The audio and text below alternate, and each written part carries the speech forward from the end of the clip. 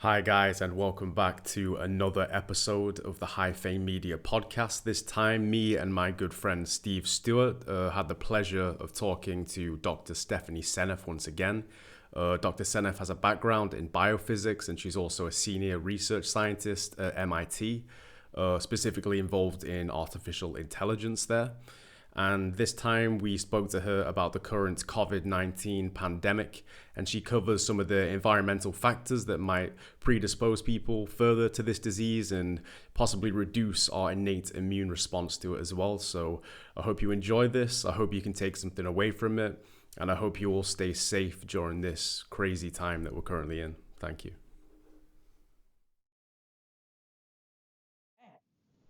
Okay, so Dr. Steneff, again, thanks for joining us. I think the last time we spoke was about 2 or 3 months ago when we were talking about glyphosate and how that kind of negatively impacts human health. And then since that time, a global pandemic has seemed to have emerged almost out of the blue. So I think today we're going to try and focus on combining those two topics and looking at some of the correlation between the two. So just to kick things off, why don't you just fill us in on the current situation of where you are in the world right now, like what are the confirmed cases like, and what are some of the measures that have been put in place, if any? Right. Well, of course, I'm in the United States, and at the moment, we are the most highly affected country in the world, and I think it's only going to get worse over time. There's going to be a very big differentiation, I think, between the response in the U.S. and the response in other parts of the world, particularly in places that are less exposed to toxic chemicals and in particular to glyphosate. I think the United States has the highest per capita exposure to glyphosate in the world, and I think that's going to be reflected in the highest susceptibility to lung meltdown, basically, as a consequence of the coronavirus. Do you think there's as well, like the amount of cases you might have kind of correlates to the amount of testing being done? Because I know in this country, I think we're around 20,000 at the moment with a population of about 60 million. But right now, I think the testing being done is on people who are severe enough to actually visit hospital. And I think there's about 1,000 to 2,000 a day actually being done. So they estimate that it could be 50,000, 100,000 even at this stage. Right. I know. I think that's very interesting because we really can't look strictly at how many have been affected, how many have been tabulated for any given country, because a country that never measures is going to have zero, even though they might have a raging epidemic. So that makes it very difficult to compare. Sometimes you might be comparing apples and oranges because there's that other factor of how many people are being tested. I think Iceland is a really good example of a country that has actually done more extensive testing per capita than any other country in the world. And Iceland has only found, I think, something under 300 cases, but they tested like 10,000. So they found under 300 positive out of 10,000 samples. But what's unique about them is that they tested people who were perfectly healthy. In the United States, you pretty much have to go through a lot of hoops before they finally agree to test you. You have to make sure that you've got a fever, you've got symptoms, you didn't test positive for strep. I mean, we do a lot of in parts of this country, we do a lot of steps before we finally say, okay, we'll test you for coronavirus. So only either people who have been exposed, they know someone who tested positive. Those people are being tested. And then the people who have symptoms, severe enough to qualify in the United States. Yeah. But in Iceland, so Iceland's very interesting because they tested 10,000 people. They had under 300 positive. Of those 300, 50% had no symptoms whatsoever. They were perfectly healthy. And the other half had a cold, not a particularly severe cold. Nobody was hospitalized. Nobody died. So very, very mild reaction to this virus in Iceland, which I think is interesting because go ahead. Yeah, just back to the testing thing briefly as well. I think what's being rolled out here in the UK, there is a bit of a lack of the kind of antigen test. But they're trying to, I think within weeks, the plan is to send an antibody test out to everyone to see if these kind of cases that are either asymptomatic or very mild have been missed, and that maybe a big part of the population has already become immune to the virus. But yes. Going back to Iceland, I guess going back to what you said earlier too, they are a bit of an anomaly in the world when it comes to things like diet, for one. population, even their geographic location in terms of pollution, their environment, I would assume, is extremely clean compared to somewhere like Wuhan, places in Japan, New York City. The Yes, environmental factors there are extremely different. absolutely. And in fact, Iceland has a lot of sulfur. It's a volcanic basalt volcanic island, has lots and lots of sulfur, which means their food sources are high in sulfur, and also their water supply is high in sulfur. And I believe that sulfur deficiency is a driver behind weakened immune system, which means that the virus easily gets a hold and takes off. So I think places that have a lot of sulfur, I predict, are going to be more have a less reaction to the virus. Mm-hmm. So just before we started as well, we covered this briefly, but to go back to it again, I'd like to kind of cover how serious do you think this current situation actually is? Because during the start of this outbreak, we were seeing a lot of comparisons to just seasonal flu, and this kind of quote of "it's just the flu, bro" was kind of going around everywhere. And now we're kind of seeing, based on the data, that it's a little bit more severe. So even in the US, I think the death rate's around 3 to 7%, compared to the seasonal flu is about 0.1%. And then even the amount of how severe it transmits from person to person, the R0 is about 2.2 from the Diamond Princess cruise ship that was in Japan. That's a nice little case study of this kind of close-knit transmission. And then the seasonal flu, the R0 is about 1.3. So it's almost double the infection rate from person to person. So what kind of side of the spectrum do you fall on? Is this something that might just breeze over and most symptoms are mild, or is this something that could develop and keep spreading and generate a massive body count over time?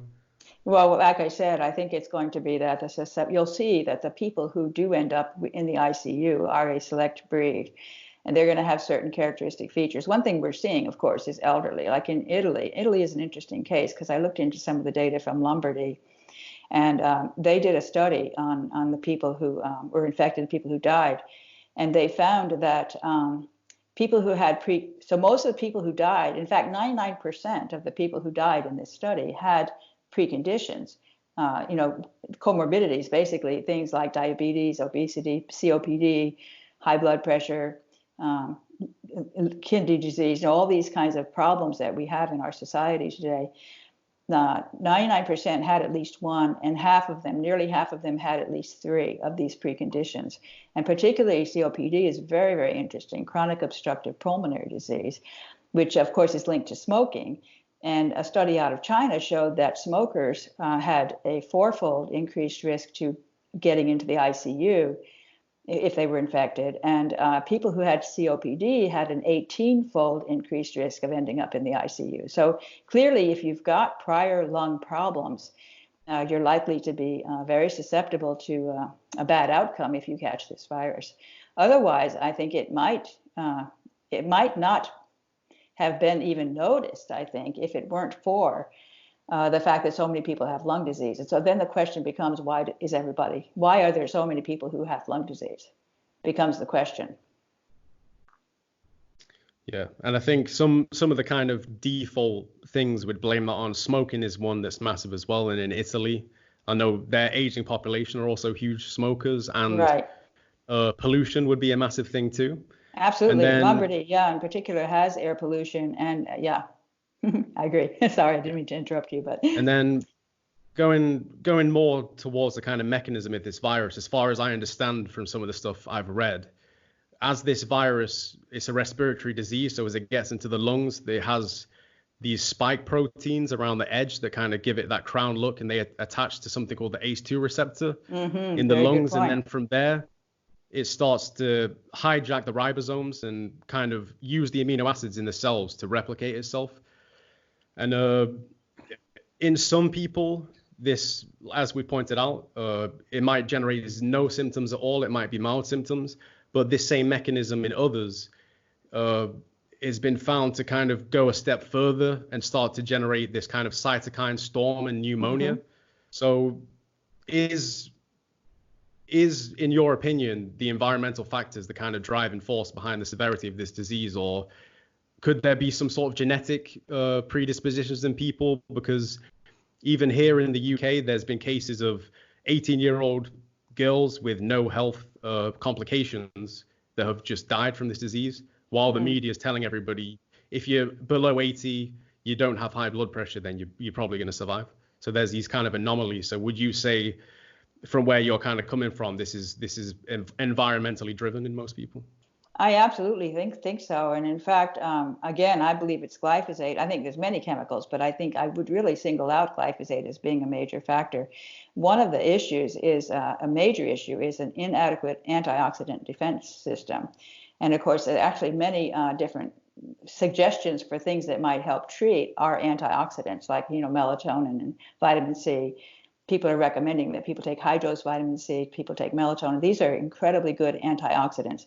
It has been shown that glyphosate disrupts, first of all, that glyphosate causes a reduction in the amount of glutathione in the liver, and also causes the glutathione to be oxidized. So you have this oxidized versus reduced glutathione. And the reduced glutathione is the one that's protective. And it has to become reduced through the mechanism of something called NADPH, which is produced by a protein called G6PD that's very common in the red blood cells. G6PD has been shown to be suppressed by glyphosate.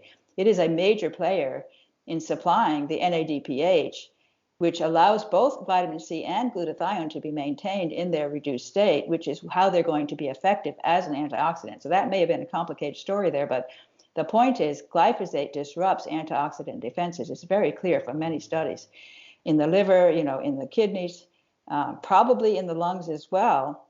And so then when the virus, and glyphosate also weakens the innate immune system. So the innate immune system is not effective against the virus. And then the virus, the immune cells try to kill the virus by releasing all these oxidative agents that are going to cause collateral damage unless you have good antioxidant defenses, which you don't have because glyphosate's messed that up too. And then glyphosate is also causing, I believe, a fibrosis, lung fibrosis, which is another risk factor. And I believe it's a major cause of chronic obstructive pulmonary disease. There's actually a very interesting paper that looked at vaping vapors, the e-cigarettes. We've seen this very strange, bizarre lung disease that's showing up with people who are smoking e-cigarettes. And that disease exactly reproduces what we see with this coronavirus. The study on these mice was very, very interesting because they exposed them to these vapors from the e-cigarettes. And then they carefully studied their lungs. And they found that their lungs were, they had a problem with an inability to fight a flu infection. So they actually exposed these mice to flu. And the mice reacted in such a way as to produce a cytokine storm, which is of huge amounts of these toxic elements released to try to kill the viruses. And then the lungs didn't have adequate antioxidant defenses, and the lungs were destroyed by the flu virus exactly the same way as what we're seeing with the coronavirus. Very, very interesting because that's smoking e-cigarettes. Tobacco is a GMO Roundup Ready product. I believe that there's glyphosate in those e-cigarettes and that glyphosate is messing up the lungs. They specifically talked about two surfactant proteins in the lungs that were reduced in the presence of these e-cigarette smoke. And those two proteins are very interesting to me because they have a long sequence of a collagen-like segment. That's a pattern in the amino acid sequence where every third amino acid is a glycine residue. It's called GXY, GXY, GXY. Every third one is a glycine. That's essential in collagen and in these proteins that are very important for the immune system to work. The innate immune system needs these proteins to be able to mop up the viruses. These proteins were deficient in the mice that were exposed to the fumes. These proteins became deficient, and I believe it's because glyphosate is messing up the glycines in those proteins. It's also messing up the glycines in collagen, and collagen is also linked to COPD. So there's a huge pattern here going on where I believe glyphosate disrupting collagen and collagen-like proteins is causing defects in the body that cause the innate immune system to be impaired. And then collagen is the most common protein in the body. Something like 1/3 of the proteins in the body are collagen molecules. That's the joints, the bones, the skin. It's all over your body as sort of filling the structural elements of your body. And we have, here an epidemic in opioid drug overdoses, which I think may be connected to excessive pain due to back pain and shoulder pain. We have so many knee surgeries and hip problems Our country really has a huge issue with bones and joints that I think is also a consequence of glyphosate messing up the collagen. If you change those glycines into something else, the collagen doesn't fold correctly. It has this beautiful triple helix structure that it usually makes. And it's true for both the collagen molecules and also for these collagen-like surfactant proteins that are so important in the lungs for trapping the viruses and allowing the macrophages to clear them. This is something we covered in the previous podcast as well, of how glyphosate is replacing glycine within protein synthesis and giving rise to all these diseases. And that kind of mechanism made me think of a question that I wanted to ask you, which is, if this virus is using the amino acids within the cell to replicate itself, is there a way that glyphosate could actually influence the way that the virus uses glycine, if it uses glycine to replicate itself? Could that be something that changes the actual RNA of the virus itself?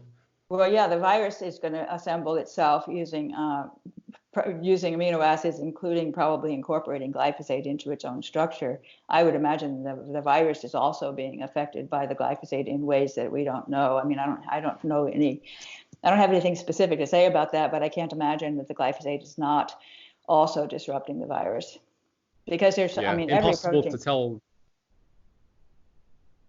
Very early to make those kind of claims, but it's interesting to think, could this be something that eventually affects the way this mutates? Could it weaken it, or maybe it makes no difference, maybe it enhances it in some way? It's impossible to tell, but it's interesting. Exactly. I mean, these things are so complicated. I've been studying a huge number of proteins to try to find which ones, and it's quite an amazing story that I've worked out with respect to all the diseases that are going up dramatically, exactly in step with glyphosate usage. And of course, as you know, I believe the autism epidemic, by the way, the new numbers out is another 10% increase in the autism rates in the United States, just came out. It's not even news because it's drowned out by the coronavirus, but it should be.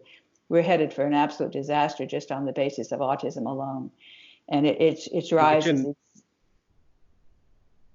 itself, based on those numbers, it's almost a pandemic, or an epidemic at least, within the United States. And I know the places in the Western world too are seeing those kind of numbers, which are the numbers themselves are astronomical, and the way that's increasing over time is also absolutely terrifying, to the point like, what happens when this is 1 in 5 in the next 20 to 30 years? It's going to change society. I believe it's an epidemic, and I believe it's already a disaster now, and I don't understand why the government barely mentions it. It's as if it's not even on the agenda. They seem to be perfectly comfortable with the idea that, in not that long in the future, half the boys won't be able to talk. I mean, it seems to be fine with them. I don't understand why they don't notice this, because I think it's it's probably worse, actually, than whatever the coronavirus is going to do to us, because the coronavirus is mostly, I hate to say this, but it's killing people who are already sick. If they don't die of the coronavirus, they're probably going to die within a year of something else anyway. So whereas autism, you get a 3-year-old child and they regress into autism, that is a disaster for the rest of their life. They're going to be a tremendous burden to society. It's really, it annoys me that we don't consider the autism epidemic. It doesn't seem to be a problem at all as far as our government is concerned.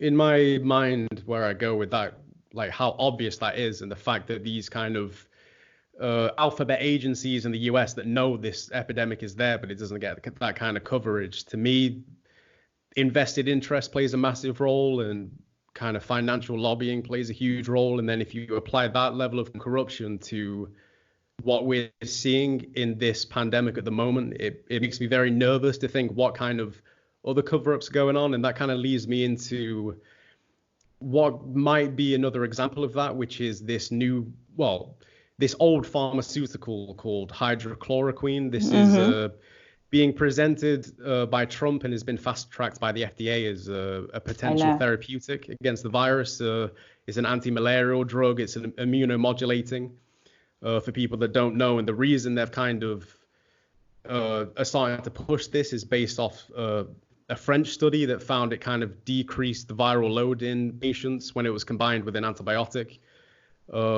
More recent research out of China has found it doesn't really have an effect at all. But this is being pushed as something that could help maybe to fight against that cytokine storm and kind of reduce the hyperinflammation that's being driven by this virus. So do you think this is a viable treatment option, and how does this molecule actually work?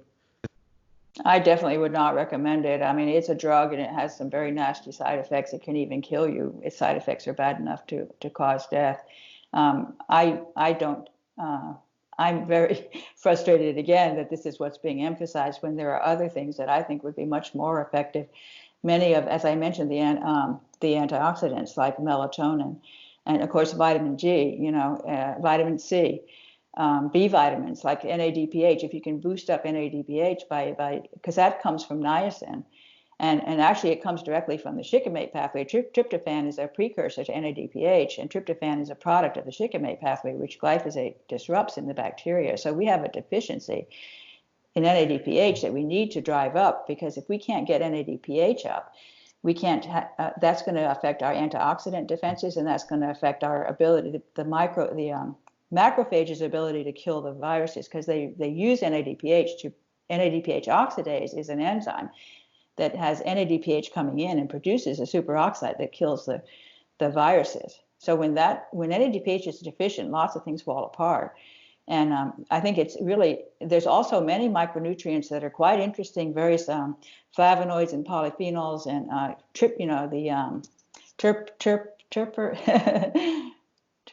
forgot the word. Shoot, I can't get that one. I got a little bit of a terpenoids, maybe. Yeah, maybe terpenoids. I think so. There's all these interesting plant-based molecules that are complicated looking. They have circles. There are all kinds of carbon rings and things like that. Those molecules are very, very interesting, and many of them have shown benefit.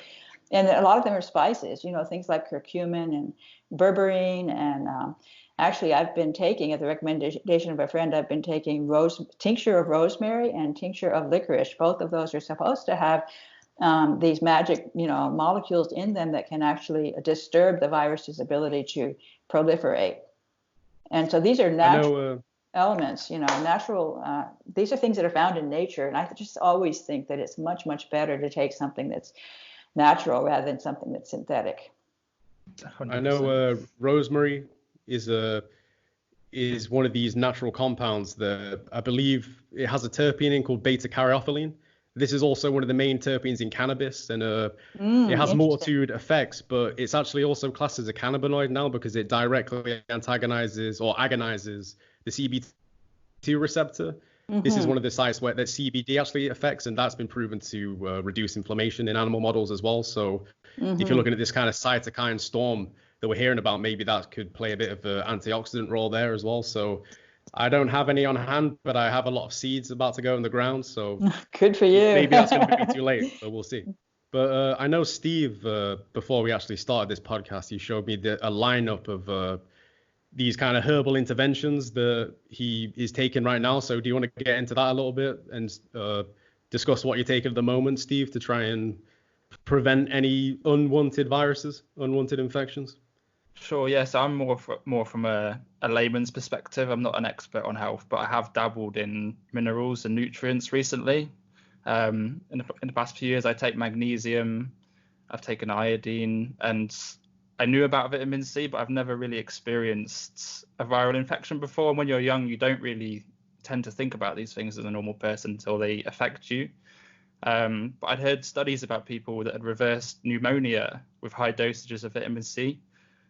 This guy claimed that he took 2,000 milligrams of vitamin C every 6 minutes for 4 hours. Wow. He claimed that it brought his temperature down and completely removed his cough. Obviously, I can't prove that, but I started to feel a bit strange in my chest the past few days.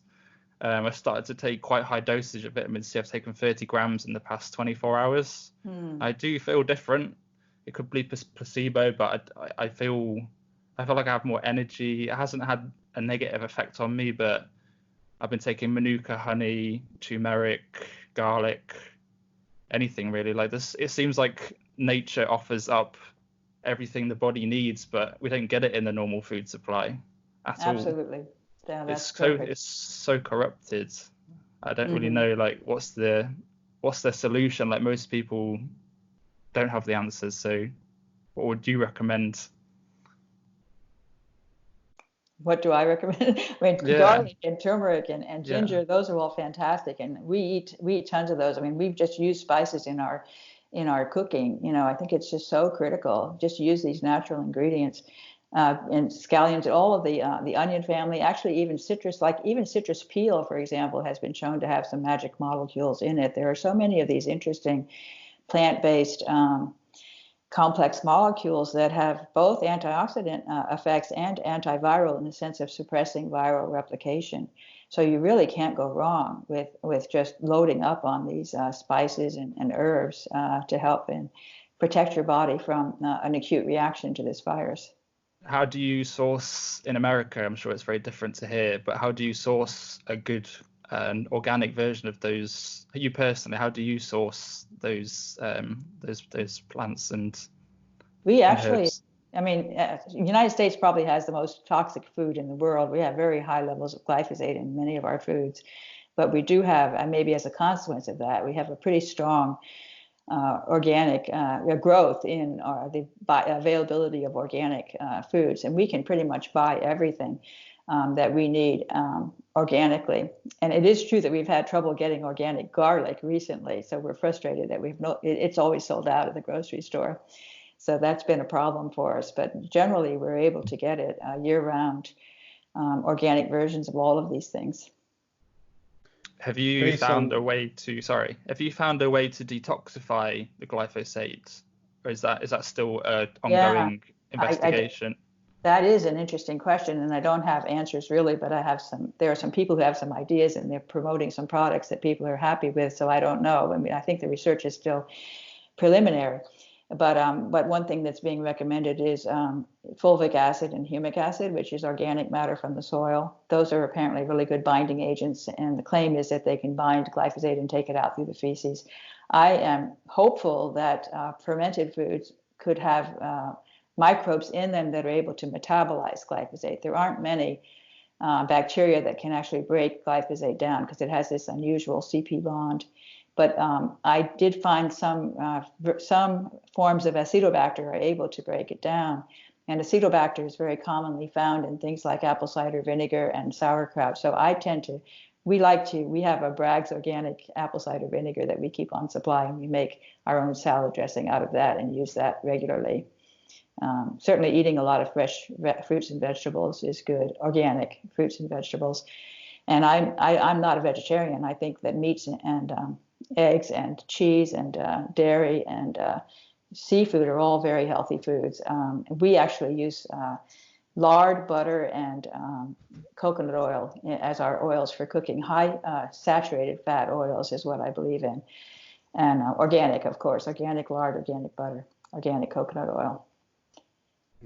So I recommend all of that as far as the diet goes. Of course, I recommend eating only whole foods. Eat things you recognize. Don't eat things like a soy protein bar. And I wouldn't eat one even if it was organic. I just feel like the kind of processing that goes into those, what I call pseudo foods, when you look at the ingredient list, it really looks like a bunch of chemicals. And I avoid those kinds of things. Yeah. So based on, as well, we talked about this last time too, some of the deficiencies we see in the actual food supply itself. And this fact that a lot of people seem to be missing these kind of antioxidant molecules from their body. Do you think during a time like now, that's full of urgency and the fact that even if you are relatively healthy, you might be missing out on these? Do you think there's a place to be taking high doses of synthetic molecules? Because I know in China, they've given clearance to this clinical trial to use massive doses of vitamin C against SARS-CoV-2. Yes. I heard a report of a Chinese doctor. This is anecdotal, but he was saying one of his colleagues, they were administering around 10 to 20 grams of vitamin C through an IV. And out of 50 cases, they were either moderate or severe.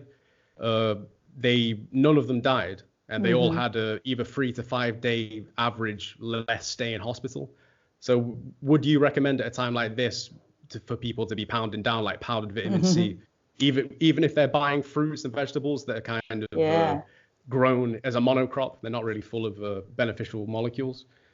Right. I mean, vitamin C is really a miracle molecule, and I've actually studied it extensively. It's quite interesting because it catalyzes critical reactions that have to do with sulfate. And as I've said before, sulfate deficiency is something I think is sulfur deficiency, and then in particular sulfate deficiency is a driver behind many modern diseases. And vitamin C promotes both the synthesis and the transfer of sulfate from one molecule to another. So it really supports sulfate in the body. And I think sulfate is absolutely critical for the immune cells to function properly and to protect from the oxidation damage. So vitamin C is clearly a miracle molecule, and you won't get nearly that amount by eating. Even if you eat oranges all day long, you won't get the kind of levels of vitamin C that you would get from this IV vitamin C. So I think in an emergency situation where you're that sick, it probably is a good thing to do. I would certainly do that over many, many other options that might exist. I would think it would be really up at the top of my list. If I were critically ill with coronavirus, I would think that would be probably my favorite option to consider. I've heard that the majority of vitamin C that is sort of sold on the market is obviously ascorbic acid. So is this produced through, some of it's produced genetically modified? Do you think there are any long-term effects of consuming that? Obviously, I know the preferred is the mixed ascorbate, which I've just ordered some, but I do have the normal vitamin C tablets. But yeah, what do you think about that? Yeah, no, of course, all of these things, it matters how they were produced, and they're doing a lot of exotic. They are able to engineer E. coli and yeast to produce. They modify their genome so they can produce huge amounts of these things that they then harvest. They've even doing that to make insulin, for example. I worry about what they're feeding those microbes, because if they're getting glyphosate contaminated food and then they're going to put that glyphosate into your product. So I worry about that sort of thing. I don't know about the GMO aspect of it as well. That's sort of outside of my area of expertise, but I definitely don't like this concept of having these things produced by these engineered microbes. I think I would much rather have it naturally sourced. I'm sure that it's much cheaper that way. Production is much cheaper, so that's an issue. Cost is an issue, right? Definitely. Yeah. Do you think, of course, like there might be a bit of a difference in the pathway between IV drip of vitamin C and just putting maybe a tablespoon in some water? Do you think just drinking straight up vitamin C water right now is maybe a viable way to support your body throughout what's going on, or is it a bit of a subpar way compared to an IV? Yeah, well, an IV obviously will get you the most past the barriers because you're getting it past the barriers through the injection. But the absorption of vitamin C from the gut can be an issue, especially if you've got a disrupted gut, which you will have if you've been exposed to glyphosate. People are offering liposomal vitamin C, which might be an ideal option because it doesn't have to. You can take it orally, but because it's liposomal, it's more likely to be able to be carried past the barriers. It's sold out on the website that I use. It's sold, a lot of people are aware of that. It's sold out a good month ago. You can't That's get it interesting. at all. Yeah. I noticed that too, by the way. I was looking up on one of my popular websites, and I noticed that it was gone. And also, I think the rosemary, what is it? I think tincture of rosemary. Tincture of rosemary is another one that I think is, and tincture of licorice. I think I mentioned those two. Did I? Yeah, you did. Yeah. Yeah. So there's a couple of other potential therapeutics I want to get into, but before we talk about them, another thing I wanted to ask you was your opinion on the origin of this virus itself, because there's multiple kind of schools of thoughts as to where this originated from. Some of the papers I've read, they've said it's just naturally occurring. It evolved to kind of attach to this ACE2 receptor in humans, and that narrative kind of suggested it came from pangolins or bats or some other animal in a Wuhan wet market. We also have some Chinese officials that have come out and they've basically said the US engineered this virus and brought it over to Wuhan during this military sort of Olympic Games style event.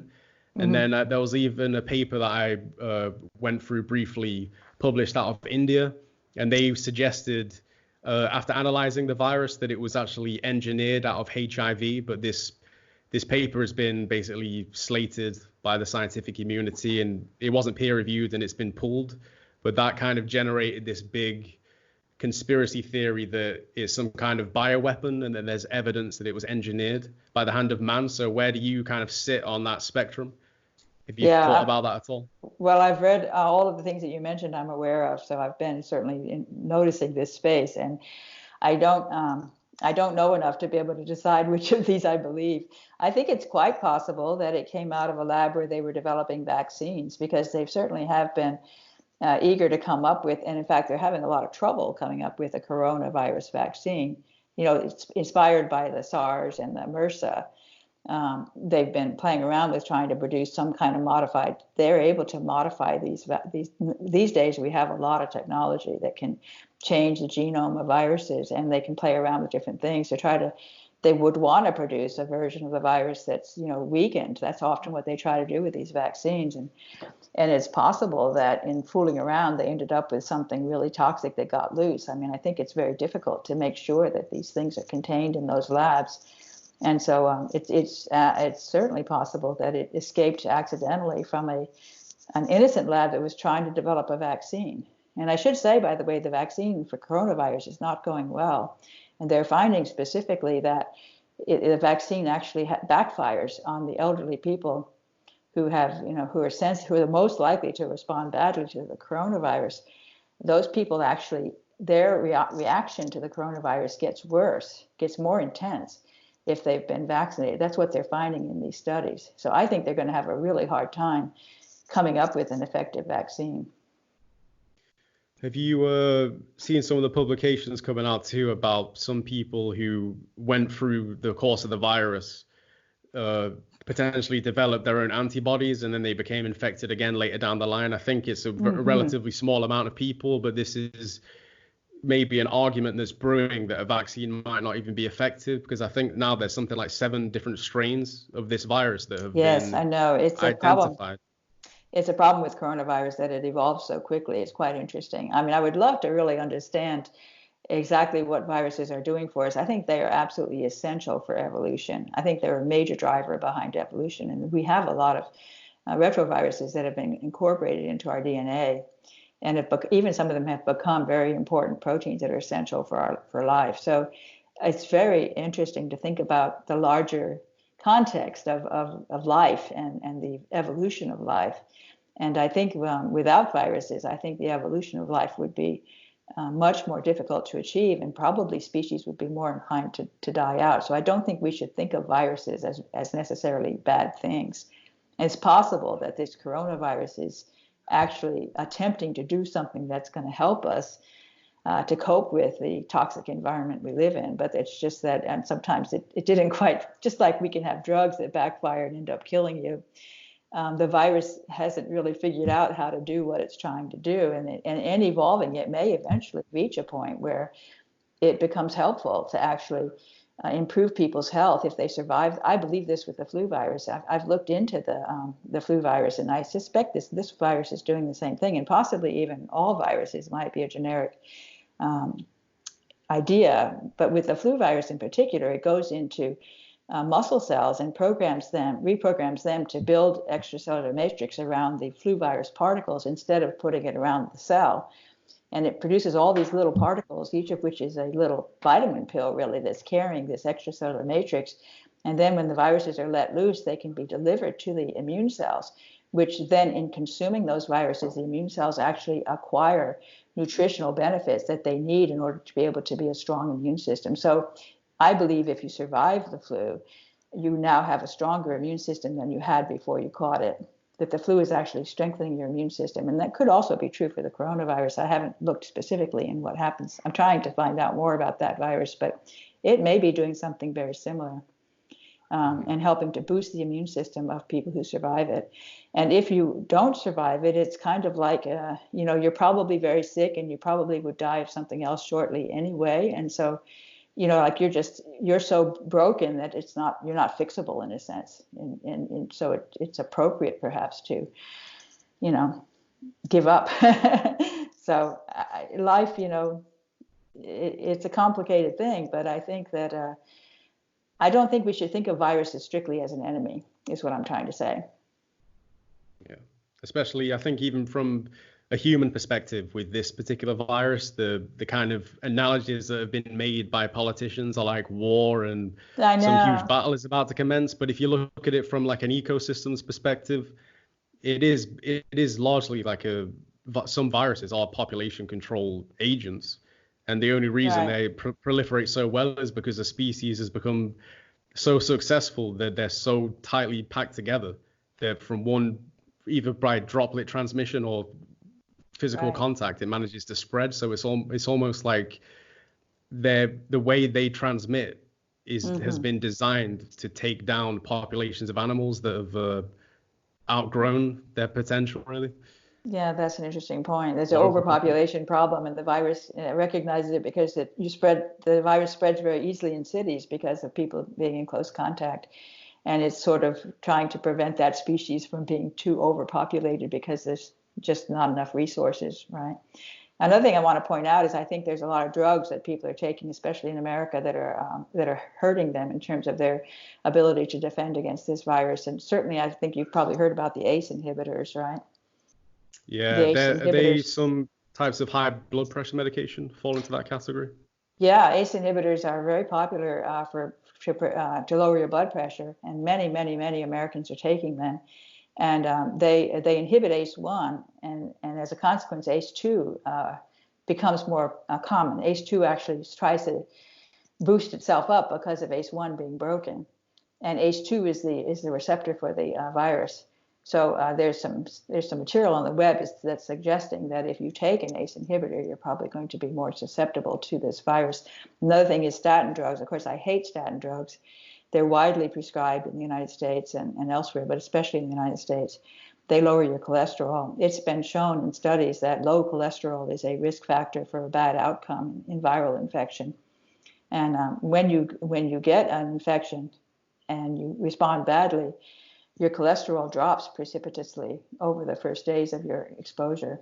Your cholesterol is being used up in some way by that virus, which is quite interesting to me. And I'd like to figure out what happens to that cholesterol. I need to do some more research, but that's fascinating to me. Your cholesterol is low and it goes lower as you get sicker. And low cholesterol is a bad indicator for to have an adverse outcome with an infection. So people who are taking statin drugs and ACE inhibitors should watch out, especially if they're over 80 years old. They need to stay quarantined. They need to hide in their house and not see anybody, basically, to try to avoid getting this infection. I know one of the key features of a lot of viruses is their envelope. And I know maybe could it be a possibility that they use cholesterol to Oh, create yes. that bilayer? I think it's like a phospholipid bilayer or something They similar. absolutely do. And in fact, they have lipid rafts. I was so fascinated. I've been reading a little bit lately trying to get more information, but they come in through lipid rafts. Lipid rafts are those areas on the cell membrane that are highly concentrated with cholesterol.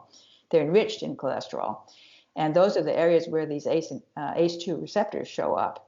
And the virus gains entry at the lipid raft through the ACE2 receptor.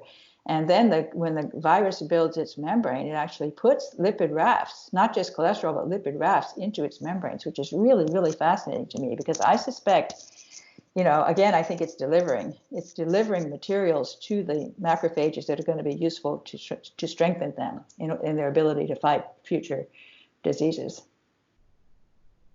So as well as some of these kind of chemical interventions we've spoken about, I know in this country, and I'm pretty sure in many others, we've been given these kind of physical interventions by the government. So washing hands has been pushed with soap. These kind of social distancing measures have been pushed as well, where in the UK now we're given one dose of outdoor exercise a day. You can only leave your house if you're either a key worker or you need to get medicine or food. One of the things I find quite interesting that I'd like to hear your opinion on is here we're told to stay 2 meters apart, and we're also told to not wear masks because there's no kind of the evidence for their use outside of a clinical setting. But I read a paper a few days ago, and it basically suggested the new coronavirus can remain stable as an aerosol in the air for somewhere up to 3 hours. So that seems to kind of contradict what we're told in terms of masks. And I know in some of the Asian countries where this got a foothold quite early, like China and Singapore, they had masks. Every single person was expected to wear a mask, and now their numbers are either flatlining or dropping in certain cases as well. So what would you kind of recommend in terms of wearing a mask? Are you doing that yourself? Would you recommend if you needed to go to a packed store or something like that? Yeah, I'm not wearing a mask and I don't have a mask. And I mean, once we started being aware that we maybe should think about it, they were all sold out. So, but I feel like, this may be the American attitude that there aren't enough masks to go around. And because of that, we should let somebody else use them who might need it more. So to keep the masks available for the medical people and the very sick, and therefore, in a sense, do a sacrifice. I don't know how effective the masks are. I do think, in this country, there is a kind of a stigma, I think, against masks. Like, I think it sort of sends a signal to everybody that, oh my God, we're under siege. Whereas for example, in Japan, they're much more comfortable with people wearing masks socially. So that probably has an impact as well, that people feel a little uncomfortable just walking around with a mask over their face, socially speaking. Yeah. It's the same here as well. The mask is almost frowned upon, like you're trying to induce panic, but then a lot of the Asian population, especially the city where I live, people just accept that that's what they do, really, to get through this kind of thing. But it kind of worries me a bit how we're being told so much about stay 2 meters apart, like some sort of Orwellian repetition of how you're supposed to behave. But if it does remain as an aerosol, surely 2 meters apart, it doesn't really matter if you're washing your hands in a confined environment. You could just be breathing this in and you could get infected that way as well. Yeah, I actually am of the opinion that we actually need to get past this phase by getting enough people infected that we develop a herd immunity, and also to allow the virus to evolve. Because I am hopeful that this virus, it doesn't want to kill its host, so it's going to try to evolve to be more benign. And if you give it a chance to go through different people who are healthy, it can sort of maybe turn into something. Another virus can emerge that is maybe able to block out this one that's killing us and take over instead of it, some kind of variant of it. That maybe immunity to that would give you immunity to the other one, this kind of thing. So if we can sort of almost culture the virus in our community among people who are strong and healthy and young, to get it to a point where it's no longer such a terrible risk for the elderly and the sick. So I don't know. I think that's an interesting idea. That's how infection works in general, that the population, becomes immune. And it is interesting too, when you measure antibodies versus measuring antigen, you're measuring two different things. And many people are coming out with, as I understand it, already have antibodies against this virus without having remembered having a disease. So they've acquired antibodies through exposure to this virus, and they no longer have antigen. They only have antibody. The antigen is what the virus is producing. So they're not infected currently, but they have immunity, which is very interesting to know how did they get that and when did they get that. We don't know, But if we can get enough of the population to be naturally protected against the virus, then that will help to reduce the infection rate as well. We're going to go through this phase right now where it's brand new, that everybody's susceptible. But as more and more people become naturally protected, its numbers will go down. That's the kind of approach they wanted to take here to begin with in the United Kingdom, where the head sort of health advisors and the Prime Minister were on sort of live television saying that we want to take this herd immunity approach and we want to intentionally let it spread through the population. And then I think about a week or 2 weeks later, they basically did a 180-degree turn and started to lock everything down. And I think the numbers here aren't that bad, but I think what's happening in Italy and these places, like you've said, that have relatively unhealthy or aging or smoking populations have kind of caused this fear reaction as well. Yes, I think so. I'm not 100% sure, but I think that's how SARS actually went, because a vaccine was never actually produced, but it kind of adapted to where it didn't want to kill the host, and it became sort of redundant. And that's what happens with Ebola. Ebola can be really nasty, and you can get these really high death rates. but then it always peters out. And I think that's probably because somehow people were able to acquire natural immunity, or it was able to mutate into something more benign. I think both of those processes are going on, and I think we have to get through that phase. I mean, I'm hopeful this is temporary. I hope this is not the new normal, because we're not going to be able to sustain this for years and years. So it's going to be a really awful period that we go through. And I think we have to stay centered on the idea that it's not going to always be like this, that there's going to be sunshine at the end of this journey. Yeah, I hope so. This kind of gives rise to a lot of what are essentially conspiracy theories that I'm seeing posted online, where the true numbers that are coming out compared to the flu and other viruses and other illnesses aren't that much of a factor to cause like a global shutdown. But what's happening to the economy all over the world is probably going to ripple on far further than this virus ever does. So there's a lot of theories going on how this is done intentionally, or who knows what the actual truth is there. It's too early to tell, and it might be impossible to tell. But there does seem to be, like, based on what you're saying as well about how herd immunity might be the right approach, it does seem to be overblown in that sense too. So it's a very confusing time, I think, for a lot of people. It really is. And I think because it is so infectious, and because there are so many people that are vulnerable, but as I said, because of glyphosate, because of all these preconditions that they've got as a consequence of chronic glyphosate exposure, their lungs are sick. And so there's a large enough population in that category that that it becomes an impulse that shows up in the hospitals and causes the panic. When you start to see all these people showing up and they're very sick and you don't have enough rooms for them, that is what stimulates a sense of panic, just overloading the hospital system. It becomes very evident that something funny is going on, something strange and different, and that creates the panic. And once the panic catches hold, then everybody becomes terrified of what's going on.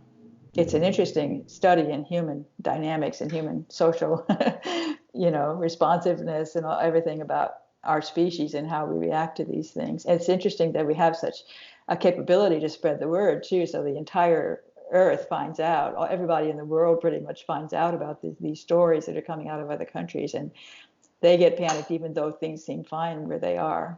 Everybody gets panicked. It's going to be interesting. And of course, as you say, the cure may be worse than the disease, right? By the time we get done with wrecking the entire world's economy. Yeah, it's not looking good there. A couple of interventions that I've been reading about that obviously we're living in this time where people are low in these antioxidants, the foods they're eating aren't optimal, they've probably got a lot of glyphosate kind of stored in their muscles. So even though this might not be a massive threat to most people, we are in a time where we're possibly more likely to get seriously ill from this infection. So vitamin D appears to be something that's emerging as a promising therapeutic too. I read a brand new paper about that, and in this document, the authors were basically talking about the role of vitamin D in pandemics as a whole. And some of the kind of arguments they were given are that high doses might help to reduce respiratory infections. And the vitamin can help to tighten the junctions in the respiratory tract and actually directly attack the envelope that the virus is actually existing. So do you think vitamin D is a viable sort of option right now? And is there any good sources of vitamin D you'd recommend people to consume? Well, if you know my messaging, I usually talk about sunlight. I think getting out in the sunlight and producing vitamin D naturally is extremely, extremely healthy.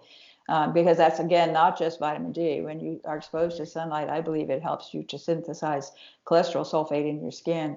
And cholesterol sulfate is a very, very powerful force against viruses.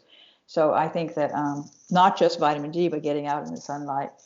I don't know, again, if you're, panic situation, crisis, whether taking vitamin D as a supplement would be possibly justified in that case. But in general, I would much prefer to get sunlight exposure rather than vitamin D.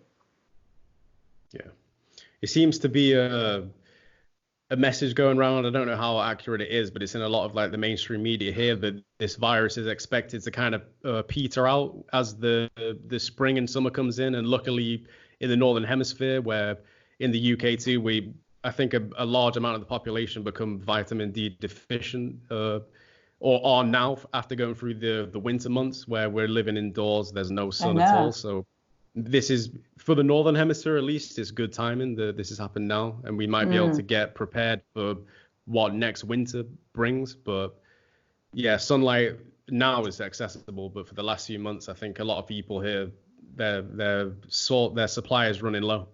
I know, and that's actually interesting, the timing of this epidemic that is showing up, because I think always in the spring is when your vitamin D is the lowest, because you've been, through the winter, you've been losing ground with vitamin D. So it's a time when the population is probably more susceptible because vitamin D is so critical for the immune system. It's a strong innate immune system.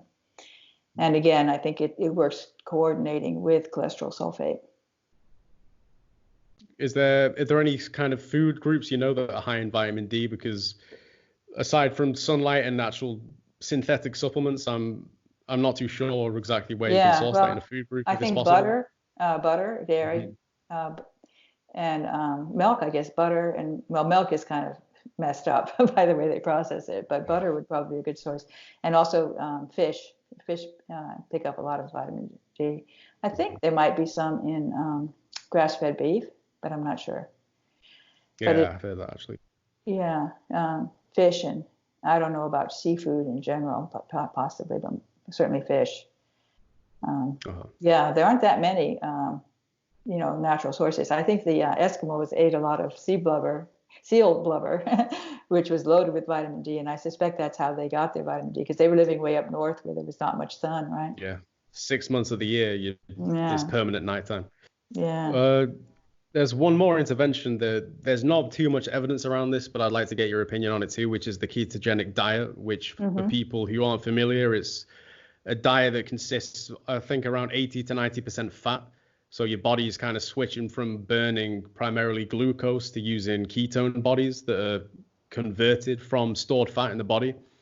And I found a study from Yale University, and they fed mice a ketogenic diet, and they found that this activated this subset of T cells in the lungs, and then they exposed the mice to influenza, and they found that this kind of T cell response wasn't associated with the mice that were eating a high carb diet.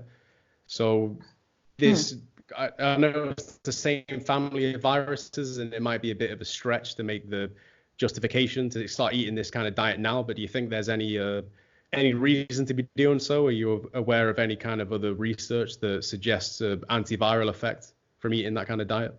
Yeah, I mean, that's interesting. I certainly tend towards a high-fat diet, low carb, definitely. I've never done ketogenic to the extreme of 80% fat. One thing interesting, and we don't probably have time to get into this to a great extent, but I've been lately reading about deuterium. Do you know anything about deuterium? Yeah, I was reading about that before Christmas, before things started to get a bit wild, but that's fascinating. It is fascinating, and in fact, butter, for example, has a very low deuterium, and so does pork lard. There's a person that I've been talking to named Laszlo Boros, who's a fascinating pediatric oncologist who's really into deuterium, and he believes that disruption of deuterium is a major driver behind modern diseases, and I think he's right, and I think glyphosate causes disruption of deuterium. That's what I'm looking into right now. And so carbs tend to have a lot more deuterium than fats do. Fats tend to have low deuterium. And so one thing that happens when you eat a super high fat diet is that you're eating a low deuterium diet, which is interesting. I think it may actually be important. And I think there's a lot of evidence that I'm building that glyphosate messes up the body's natural mechanisms by which it works very hard to keep deuterium out of the mitochondria. And so when the mitochondria get too much deuterium, they don't work properly. Deuterium is like a heavier form of hydrogen, if That's I'm right. correct. Yeah. That's right. Yeah. So have you heard of the efforts people are making to try and get deuterium depleted water? So they're trying to source like the lighter form of hydrogen to bind to the oxygen. Yeah, I have. I mean, I think that's quite interesting. They sell some, severely deuterium depleted water for a lot of money. So it costs a lot more than a bottle of wine for the same size of water. So it's very expensive water that's being promoted on the web. It's very, very interesting. And they've done some studies to show that deuterium depleted water seems to be effective in treating cancer, which I'm not surprised, because I think that cancer comes out of the derailment of the mitochondria due to too much deuterium. It's a really fascinating topic. I actually got really obsessed on it over the past few months until the coronavirus came, and now I've been learning everything I can about the coronavirus. So it's been a wild few months here in terms of my research, but I'm connecting a lot of dots, and I'm now thinking that glyphosate is messing up deuterium, and then having messed up deuterium leads to susceptibility to virus, and then possibly even the virus is helping to repair the deuterium problem. That's something I'm looking into right now, but I don't have enough information yet. I'm working on that theory. I find it interesting how a lot of chronic diseases where people can have them for months on end and we know a lot more about them, like they've been with us for thousands of years or hundreds of years. We've had time to kind of establish these environmental strategies where we can change our diet, our lifestyle, the water we drink and stuff like that. And with coronavirus, like it's so new and it's caused so much panic where people are almost begging for a vaccine or begging for some sort of pharmaceutical intervention. But I think as the months go by and this kind of message that you're promoting here, which is what you're eating, what you're drinking, maybe even what you're breathing could be what's actually killing you. And this thing is relatively benign. So yes, I think that's a very important point. And I'm definitely continue looking at what you have to say and some of the emerging research about these more natural mineral-based interventions and diet-based interventions. So I'll leave it to Steve if you have another question you want to ask or a point you want to raise before we draw this to a close. Yeah, I guess I'm sort of from the perspective of obviously if there is an assault on people's health, do you think there is a way for people to reverse that? Like, is there sort of a hope for people to counter that assault that seems to be happening from all these different angles? Because it's coming from everywhere. It's the 5G, it's the water, it's the food. Like, and I know that a lot of these big countries are going to be experiencing a population crisis in the next couple of decades anyway, regardless of all this stuff. Like, people aren't having kids. Right. A lot of people can't provide for kids. So it does kind of feel like the long picture is the world population is going to come down. And it does need to in some way. Like, we've kind of, it sounds kind of dark, but I just don't think the majority of people on Earth right now are really contributing to anything, if that makes sense. But do you think that there's a way to promote and share this knowledge effectively in society in the face of all this attack, basically? You're asking me? I mean, yeah. I think it's frustrating. It's a tall order to get the message out because people are getting so much disinformation. They're told that the food is perfectly fine, even though it's very toxic. You know, they're willing to believe what the government says and what the media says and what the pharmaceutical companies say. People need to wake up and realize that these people are not telling the truth. And we need to take ownership of our own health. We need to start, people need to start growing their own food in their backyard, because you just have to, you have to focus on eating healthy food and breathing healthy air, drinking healthy water. I mean, it's too bad that this environment is so toxic. I have a vision of a future time. And like you say, I expect the population to implode because people aren't having children, in part because they can't, because they're becoming infertile, and in part because they don't want to, because if they think about a 50% autism rate, and once the numbers get so big, already we have more than half the kids have some kind of chronic, disease, problem. There's so many issues, health issues among the children. That really becomes, makes you really think twice about having a child. So some people are not having children by choice, and others are not having it them because they can't get pregnant. Either way, the population is going to go way down, and that's going to be helpful, actually. I mean, because I suppose it's less painful never to have a child than to have a child and have them die.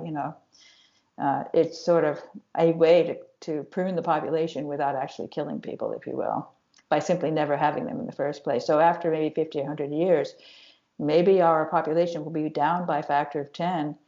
And maybe by then, too, we will finally wake up and realize that we're being poisoned, and that if we can just get rid of those toxic chemicals, we can lead a much, much nicer life. I mean, just the whole idea of being in chronic pain or having a child who can't talk. I mean, it's just like, these are painful things to have to face every day. If we can get rid of that, and actually lead healthy, happy lives, with good intellectual capabilities, it's worth it to get rid of those chemicals and to grow our food organically, to worry about renewable agriculture. I mean, all of these issues need to become very, very important in our culture. We need to focus on those. And I picture a beautiful time in the future when we finally realize we cannot produce these toxic chemicals, that we shut down the chemical plants across the world and stop making things that are not natural. I think that would be such a huge difference in the quality of our lives. Brilliant. Thank you.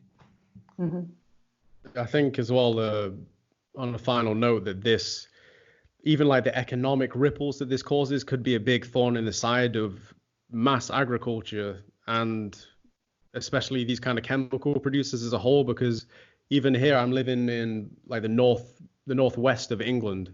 It's a kind of a rural setting, and ever since some of the supermarket shelves started to empty, these local businesses and farms and raw milk producers and organic growers have rallied, and they're delivering food to people's doors, and they're kind of emerging as this underbelly that's keeping people fed right now and keeping That's people awesome. nourished. So I think that this could, in a way, I don't know if it's happening elsewhere, but it could be some sort of catalyst that makes people look at the value of local food, and food that largely in a lot of cases is grown organically and regeneratively. So it could be something good that comes from this, definitely. Yeah, I certainly hope so. I mean, I would love to see that sooner rather than later, and I hope it isn't the case that we wipe ourselves out before we reach that goal, which is possible, I think. Yeah,